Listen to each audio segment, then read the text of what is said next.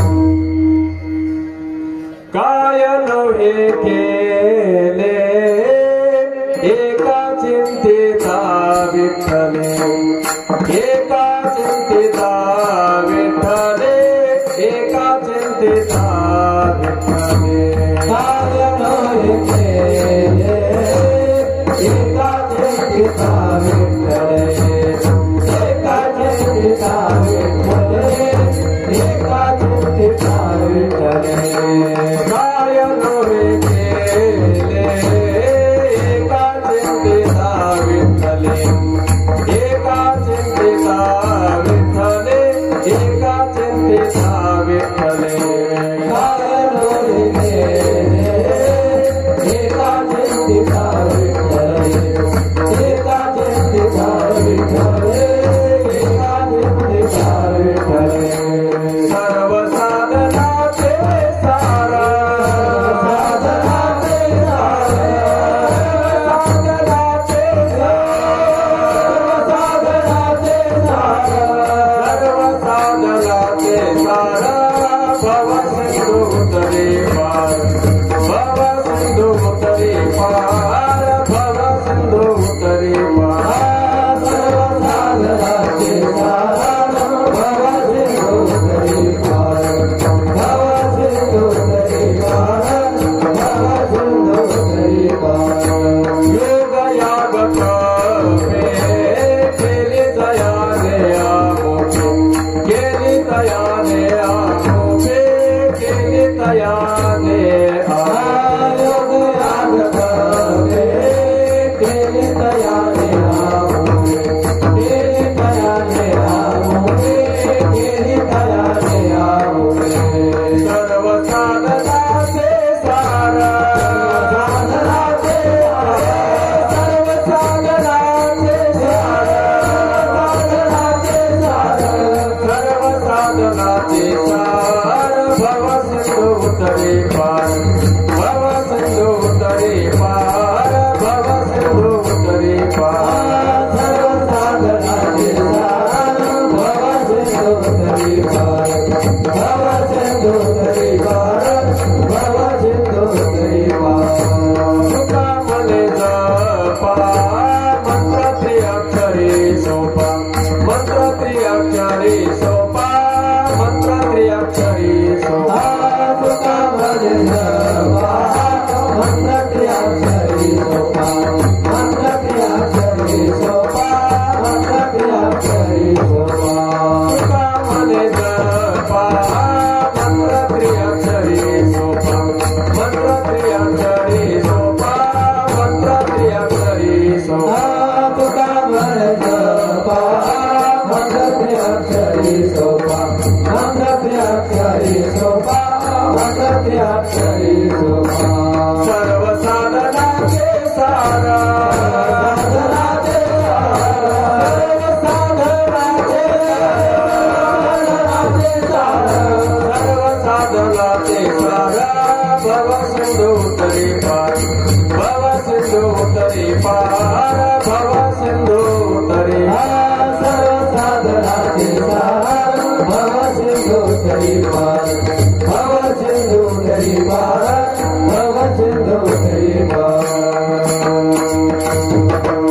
कुमार कुमार कुमार कुमार कुमार कुमार कुमार कुमार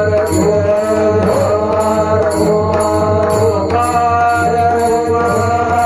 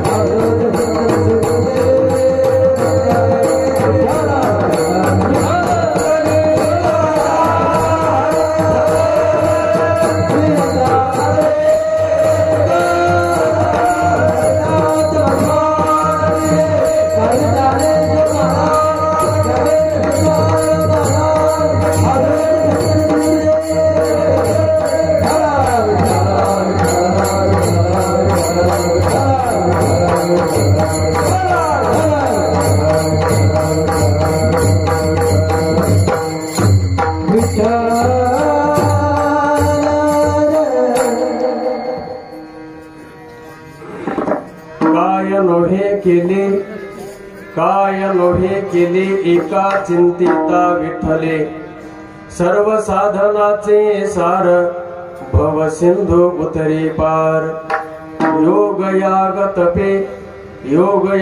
तपे केली जयाने अमुपे सर्व साधनाचे सार भव सिंधू उतरी पार तुका म्हणे जपा मंत्र त्रिअक्षरी सोपा सर्व साधनाचे सार भव सिंधू उतरी पार पांडुरंगा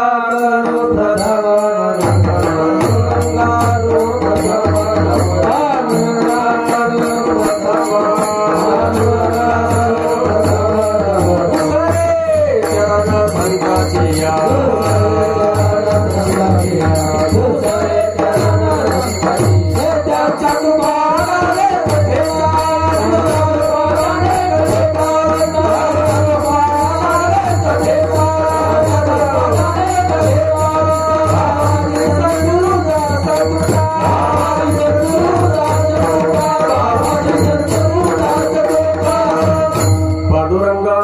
प्रथम नमन दुसरी चरण संतांची या त्यांच्या कृपादाने कथेचा विस्तारो बाबाजी सद्गुरुदास तुका जयांचे किरिया स्मरण होय सकळ विद्येचे अधिकरण तेचे वंदो श्री चरण श्री गुरूंचे ते नमस्कारोने आता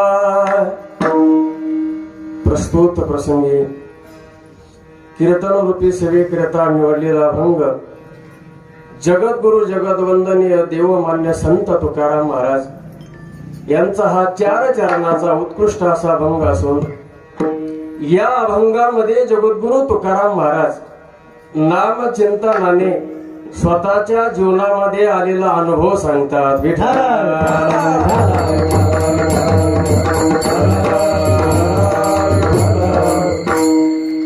सेवेला सुरुवात करण्यापूर्वी अल्प परिहार द्यायचा तो असा सालाबाद प्रमाणे आपल्या या भगवान दत्तात्रयाच्या दरबारामध्ये चालत आलेला अखंड हरिनाम सप्ताह आणि गाथा पारायण सोहळा या कार्यक्रमाचे संयोजक आयोजक उत्कर्ष मित्र मंडळ अष्टविनायक मित्र मंडळ श्री गुरु सांप्रदायिक भजनी मंडळ त्याचप्रमाणे या कार्यक्रमाला उपस्थित असलेली सर्व आमची आळंदीकर गुणीजन मंडळी त्यामध्ये उत्कृष्ट गायनाचार्य हरिभक्तीपरायण मुरलीधर महाराज साबळे गायनाचार्य कैलास महाराज आनंदी उत्कृष्ट पखवाज वादक विक्रम महाराज अडसूळ आणि पेटीला साथ करणारे ज्यांनी मला या ठिकाणी शिवेला निमंत्रण दिलं आमच्यावर नितांत प्रेम करणारे आमचे सोपानाप्पा महाराज हे या ठिकाणी कार्यक्रमाला उपस्थित आहे. त्याचप्रमाणे सर्व आमचे आळंदी पंढरीचे निष्ठावंत वारकरी सर्वांचं नाव माहित नाही बरं का. त्याचप्रमाणे माझा आवाज तुमच्यापर्यंत पोहोचवण्याचं जे काम करतात साऊंड सिस्टीम वाले त्याचप्रमाणे उपस्थित असलेली सर्व भाविक मंडळी आणि माता भगिनी विठ्ठलाला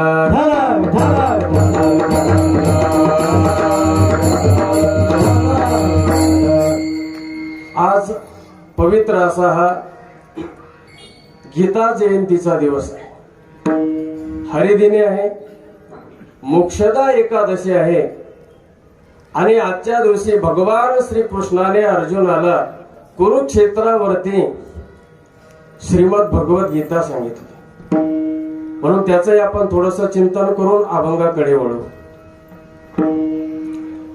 मनुष्याला जीवनामध्ये जगावं कसं हा सांगणारा ग्रंथ जर कोणता असेल तर तो आहे श्रीमद भगवत गीता.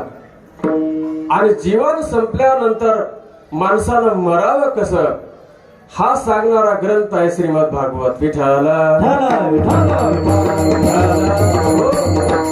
भगवंताने अर्जुनाला जी गीता सांगितली ती माझ्यासारखी सांगितली नाही. समोर माईक लागलेला आहे आजूबाजूला टाळकरी मंडळी आहे समोर शांत बसून ऐकणारे श्रोते आहेत अशी गीता सांगितली का.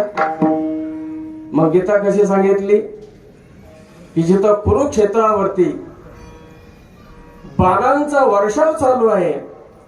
कोणीकडून बाण येईल, छातीचे तुकडे तुकडे होतील सांगता येणार नाही. आणि अशा या वातावरणामध्ये जिथं बाणांचा पाऊस पडतो, कल्पना करा सज्जनाहो, पावसाळ्याच्या दिवसामध्ये जर आपण चाललो, पाऊस लागू नये म्हणून आपण छत्री घेतो, बरोबर आहे, संरक्षण करण्याकरता. जिथं बाणांचा वर्षाव चालू आहे आणि अशा या प्रसंगामध्ये भगवान अर्जुनाला गीता सांगतात, नैनम छिंदन्ति शस्त्राणि नैनम दहति पावकः न चैनम क्लेदयन्त्यापो न शोषयति मारुतः. आत्मा कसा आहे? अजर आहे, अमर आहे. तो अग्नीनं जाळल्या जात नाही, पाण्यानं भिजत नाही, वाऱ्यानं सुकत नाही, शस्त्रानं तोडल्या जात नाही, असा आत्मोपदेश करणारे भगवान. आणि असा उपदेश भगवंताशिवाय कोणी करू शकत नाही. विठ्ठला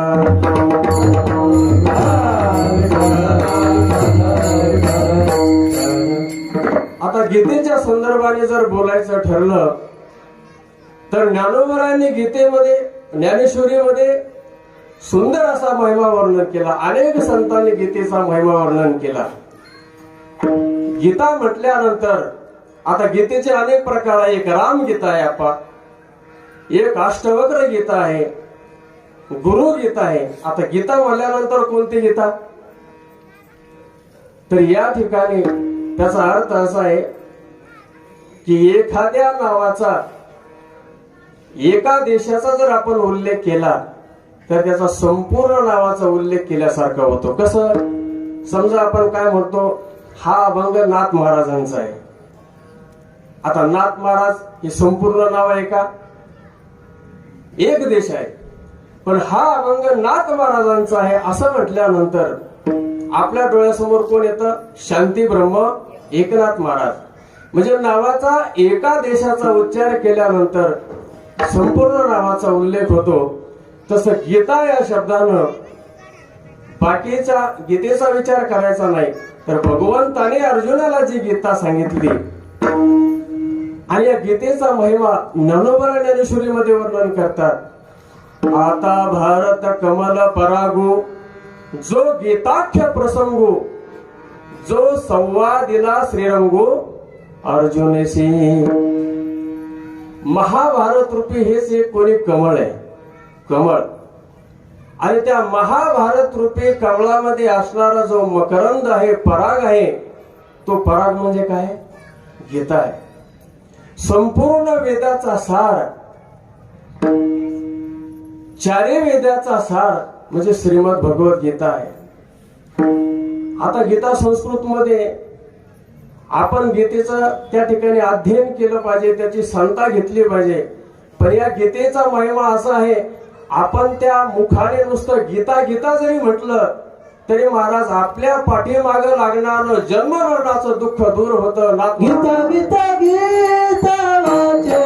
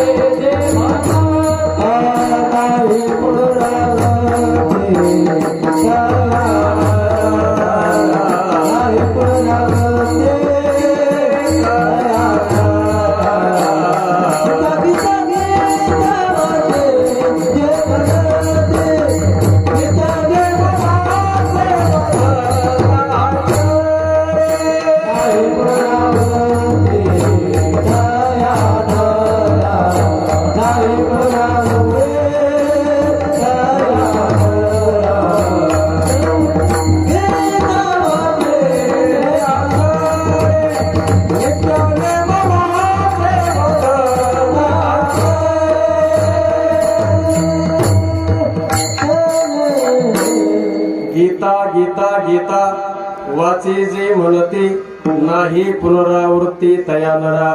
मुखाने आपण नुसतं गीता गीता गीता असा जरी उच्चार केला तरी आपल्याला काय होतं?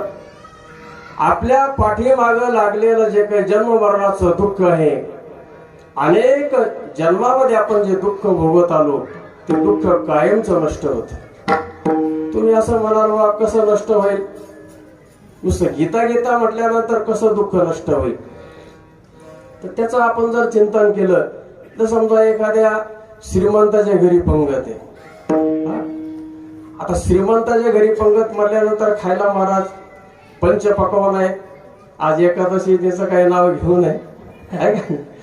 आता पंचपक्वान्नाची पंगत आहे. काही माणसं खालच्या मजल्यात बसले, काही माणसं मधल्या मजल्यात बसले, काही माणसं वर आहेत. आता मला सांगा, खाली बसलेल्या माणसाला वेगळं आणि जे सगळ्यात वर बसलेले असतात त्यांना वेगळं असतं का? तळलेल्या वरेल्या एकाची पंक्वाने, समर्थाची पंक्ती भोजने, तळलेल्या वरेल्या एकाची पक्वाने. तुकोबराय वर्णन करतात. समर्थाचे घरी सकळ समर्था, समर्थाचे घरी सकळ समर्था, समर्थाचे घरी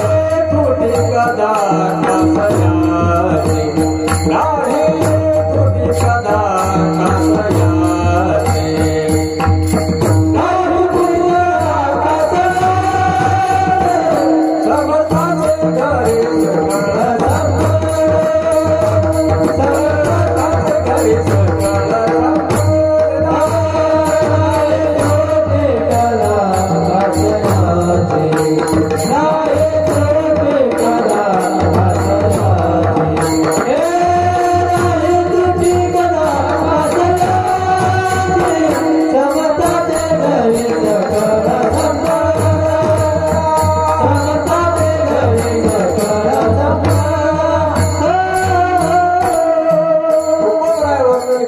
समर्थाचे घरी सकळ समर्थाचे घरी सकळ संपदा, नाही तुटे कदा घासयाची. सर्वांना त्या ठिकाणी सारखं भोजन मिळतं.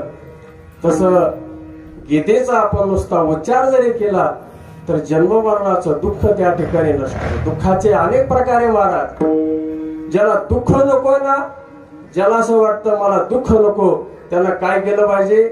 जन्म मरण संपवलं पाहिजे. जन्माला येण्याच्या अगोदर दुःख नाही आणि मेल्यानंतर दुःख नाही. दुःख आपल्याला कधी होतं आप्पा? जन्माच्या नंतर आणि मरणाच्या अगोदर दुःख आहे. किती दुःख आहे महाराज. अनेक दुःखे सांगो किती, सकळ संसाराची स्थिती. न साहे पाषाण फुटती, भयकाप चित्ती भरलासे. संसारामध्ये एवढं दुःख आहे महाराज. आता जन्माला आल्यानंतर मरेपर्यंत आपल्याला दुःख भोगावं लागतं. ही गोष्ट निर्विवाद आहे का नाही? दुःख भोगावं लागतं. पण माणसं काय करतात? दुःखाला त्या ठिकाणी कंटाळून त्याचं टेन्शन घेऊन दुःख भोगतात. आता दुःख होणारच आहे ना, मग त्या दुःखाचा आपण आनंदाने जर स्वीकार केला तर मला त्या दुःखाचं रूपांतर सुखामध्ये होतं. कसं? कल्पना करा, समजा एखादं कडू औषध आहे.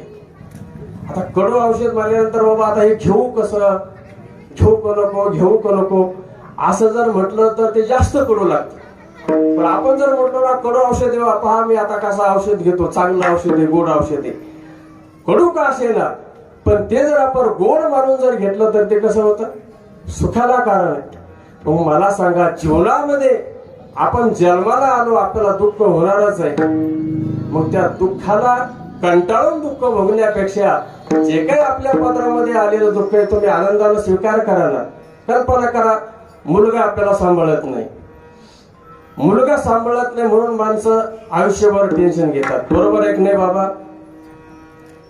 सून जीव लावत नाही, मुलगा बोलत नाही, स्वैरधार्य बोलत नाही आणि माणसाच्या मनामध्ये नेमकं ते टेन्शन राहतं, दुःख राहत. आता त्या दुःखाला आपण कवटाळून, त्याला कंटाळून दुःख तर आपल्याला भोगावं लागणारच आहे. नाही सांभाळत मुलगा नका सांभाळू द्या, नाही सून बोलत नाही भाकरी खाऊ घालत नका का खाऊ घालत नाही, पण आनंदानं असं समजायचं भगवंताने मला जन्म दिला ना, माझ्या खाण्यापिण्याची चिंता तुका म्हणे ज्याचे नाम विश्वंभर, त्याचं नाव काय त्याचे निरंतर ध्यान करी, ज्याचं नाव आहे विश्वंभर आणि जो जगाचं पालन पोषण करणार आहे. कल्पना करा एखाद्या डोंगर दऱ्यामध्ये मोठमोठाले असे पहाड असतात, तिथे दगड असतो आणि त्या दगडामध्ये एखादा असा झाडाचा कोंब उगालेला असतो महाराज, त्याला अशी पानं फुटलेली असतात, पालवी फुटलेली असतात. कोण त्याला जीवन घालतं? जिथं पाण्याचा लवलेश नाही त्या ठिकाणी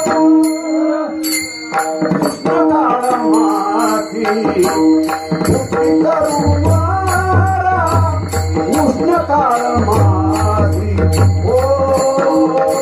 जीवन तयासी जीवन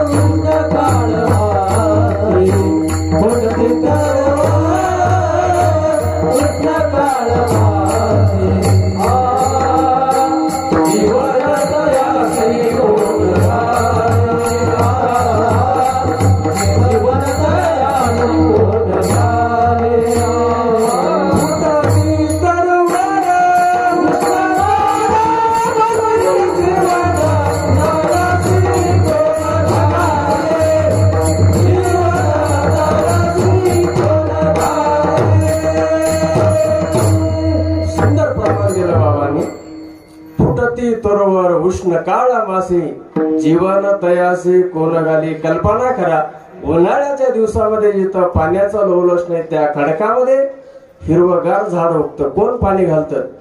सर्वांचं पालन पोषण करणार आहे. दुःखाला कवटाळून दुःख घ्यायचं नाही, असा निश्चय करायचा. एक तर मी मरणार नाहीतर आपले मरणार, मला तरी कोणी सोडून जाणार नाही तर मी कोणाला सोडून जाणार, असं जर आपण निश्चय केला दुःख व्हायचं काय कारण आहे? काहीच कारण नाही. पण आपण त्या दुःखाला महाराज टेन्शन घेतो, दुःखाला कवटाळतो.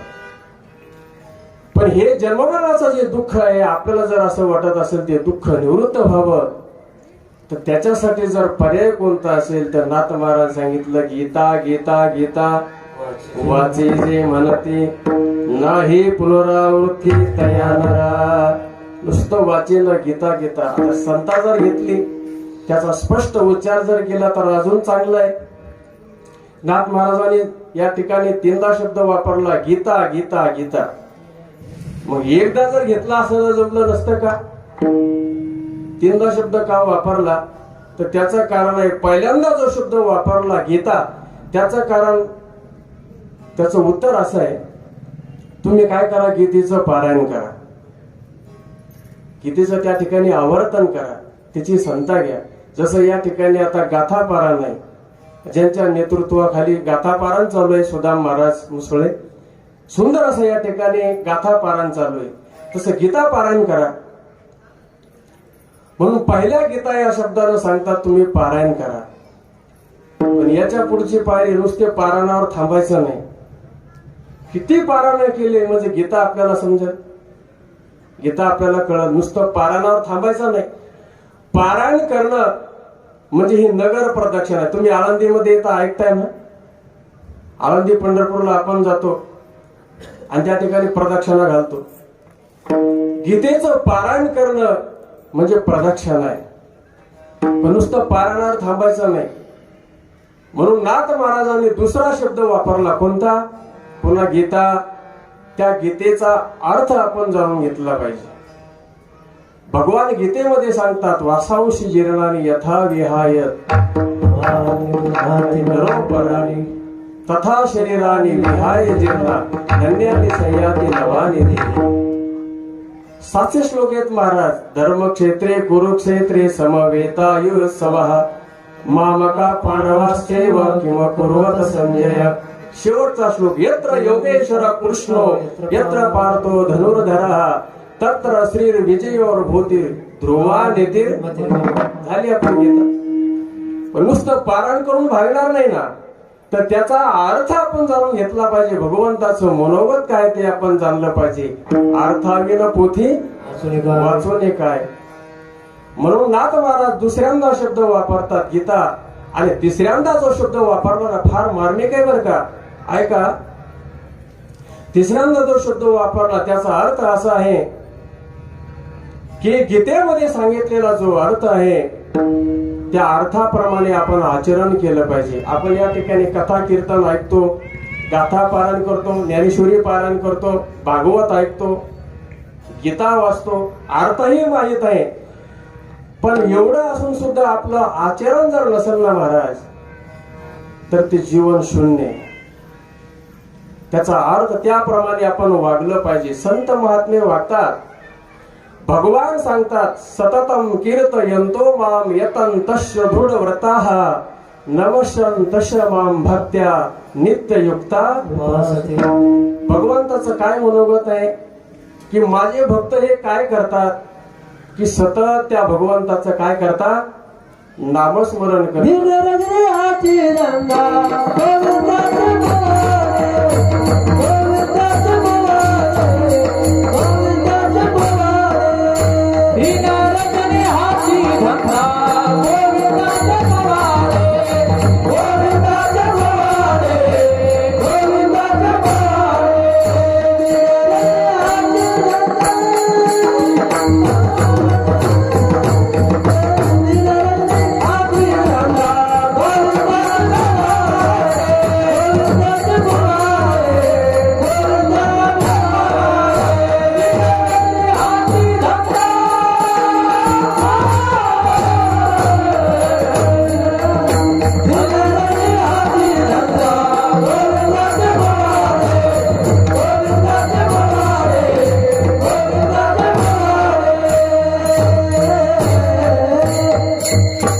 संत महात्मे नुसतं सांगत नाही, संत महात्मे त्या प्रमाणात आचरण करतात, अनुकरण करतात. भगवंताने सांगितलं ना, सतत त्या भगवंताचं नामस्मरण करायचं.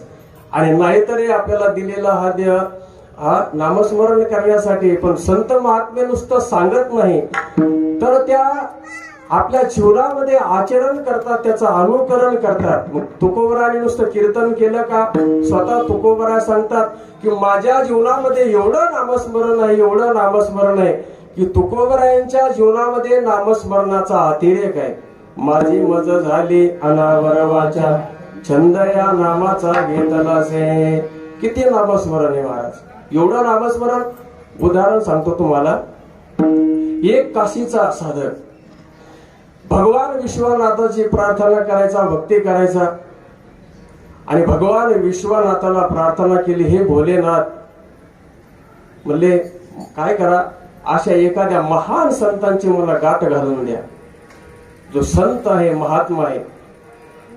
भगवान विश्वनाथ त्याच्या स्वप्नामध्ये गेले आणि भगवान विश्वनाथाने सांगितलं, म्हणले तू एक काम कर, महाराष्ट्रामध्ये पुणे जिल्हा आहे, पुणे जिल्ह्यामध्ये देहू गाव आहे आणि त्या देहू गावामध्ये तुकाराम महाराज राहतात. फार मोठे महापुरुष आहे, संत आहे, जा भेटतील तुला. आता पूर्वीच्या काळामध्ये वाहनं नव्हती. आला महाराज, चालत चालत आला, बरेच दिवस लागले. आणि अशी सकाळची वेळ, सकाळच्या वेळेला पूर्वीच्या काळामध्ये आता अशा आधुनिक काळातली व्यवस्था नव्हती, लोक बाहेर दिशेला जायचे. अशा वेळेला सकाळच्या वेळेला आल्यानंतर त्याला एका ठिकाणाहून रामकृष्ण हरी, रामकृष्ण हरी, रामकृष्ण हरी असा आवाज येऊ लागला. श्री विठ्ठल, श्री विठ्ठल असा ध्वनी येऊ लागला. त्याला पाहिलं, बाजूला तर आवाज येते पण माणूस दिसत नाही. आणि नंतर तुकाराम महाराज दिसले बाहेर दिशेला, अशा अवस्थेमध्ये, अपवित्र अवस्थेमध्ये. तुकाराम महाराज कोण आहे माहित नाही. आणि ज्या वेळेला तो घरी त्या गावामध्ये आला, देहू मध्ये, आणि विचारलं तुकाराम महाराजाचं घर कुठं आहे. काही लोकांनी सांगितलं हे तुकाराम महाराजाचं घर. घरी गेला आणि नंतर तुकाराम महाराज बाहेर दिसून आल्यानंतर त्याला पाहिलं, अरे म्हणलं तर हेच तुकाराम महाराज. अशा अपवित्र अवस्थेमध्ये नामस्मरण करत होते. चांगली गोष्ट आहे का? भगवान विश्वनाथाला काही कळतं का नाही? अशा माणसाकडे मला पाठवलं जे अपवित्र अवस्थेमध्ये नामस्मरण करतात, चांगली गोष्ट नाही. आणि आल्यानंतर तुकाराम महाराज म्हणतात, म्हणले पहा तुम्ही फार दुरून आले, थकलेले असाल, आंघोळ करा, जेवण करा, थोडी विश्रांती घ्या आणि नंतर तुमच्या शंकेचं समाधान करतो. महाराज त्यांना आंघोळ वगैरे केली, नित्यने वगैरे केला, जेवण केलं आणि झोपला. तुकाराम महाराजही झोपले बाजूला. आणि तुकाराम महाराजांच्या सर्वांगातून महाराज श्री विठ्ठल श्री विठ्ठल श्री विठ्ठल असा ध्वनी नामस्मरण येऊ लागलं. जागी झाला, पाहतो म्हणले सप्त्याचा तर आवाज येतो, सप्ताह नाही कुठं, भजन नाही, कीर्तन नाही, आवाज येतो कुठून. आणि पाहिलं तर तुकाराम महाराजांच्या प्रत्येक रोमारोमातून महाराज नामस्मरण चालू आहे. त्यामुळे विचार केला, अरे सुषुप्ती अवस्थेमध्ये ज्यांच्या प्रत्येक रोमारोमातून भजन चालू आहे त्यांना कसला विधी आणि कसला निषेध. विठाल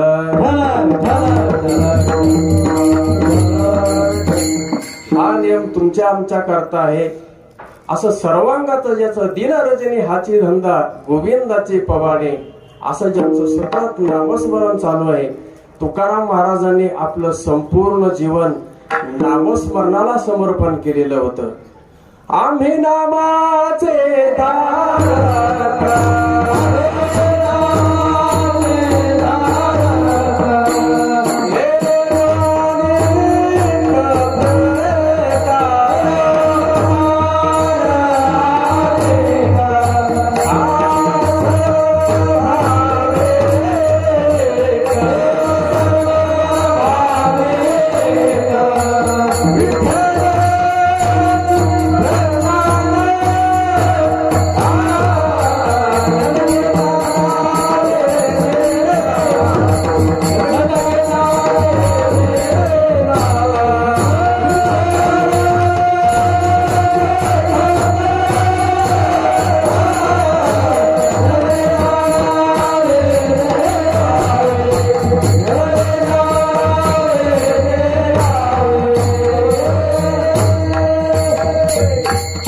तुकाराम महाराज स्वतःला कीर्तनकार म्हणून घेत नाही बरं का सज्जन हो. शास्त्री म्हणून घेत नाही, पंडित म्हणून घेत नाही, आचार्य म्हणून घेत नाही. तुकाराम महाराज काय म्हणतात, आम्ही नामाचे धारक, नेनो प्रकार अनेक, सर्व भावे एक विठ्ठलची प्रमाण, आलो म्हणे तुका मी नामाचा धारक. कितीतरी प्रमाण घेता येतील महाराज. थोडं जरा आपल्याला काय थोडे मधले स्टॉप सोडून देऊ, गाडी थोडी नॉन स्टॉप आहे. म्हणून असं तुकोबरायांचं जे जीवन आहे नामाला समर्पित झालेलं जीवन.